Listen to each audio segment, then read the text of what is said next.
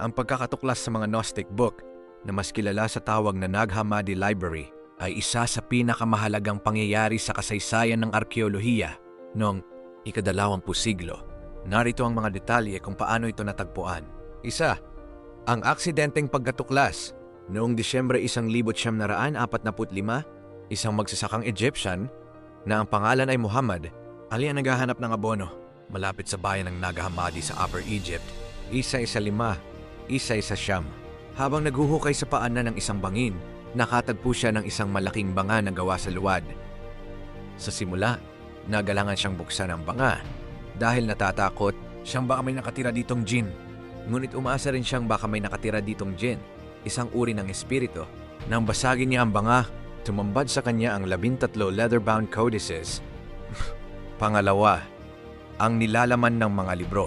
Ang koleksyong ito ay naglalaman ng 52 iba't ibang teksto na marami ay hindi pa nakikita o nababasa sa loob ng mahigit 1,500 taon. Ilan sa mga kilalang teksto rito ay Gospel of Thomas, Gospel of Philip, The Secret Book of John. Ang mga tekstong ito ay orihinal na isinulat sa wikang Greek, ngunit ang mga natagpuang kopya ay nasa wikang Coptic. Pangatlo, bakit sila itinago? Naniniwala ang mga scholar na ang mga librong ito ay pag-aari ng isang malapit na monasteryo. Noong 367 ng AD, naglabas si Saint Athanasius, ang obispo ng Alexandria, ng isang kautusan na nagbabawal sa paggamit ng mga heretical o hindi kinikilalang kasulatan.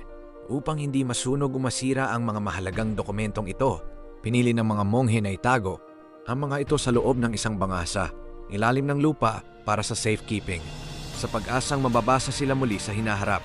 Pang-apat, pagkalat at pag-aaral. Matapos ang pagkakatuklas, ang mga manuskrito ay dumaan sa iba't ibang kamay sa black market bago ito unti-unting nakolekta ng mga autoridad ng Egypt. Ngayon, ang karamihan sa mga ito ay nasa Coptic Museum sa Cairo. Ang pagkatuklas na ito ay nagbigay sa atin ng mas malawak na pag-unawa sa pagkakaiba-iba ng paniniwala ng mga unang Kristiyano at sa tinatawag na Gnostic Christianity na nagbibigay diin sa personal na kaalaman kaysa sa tradisyonal na doktrina.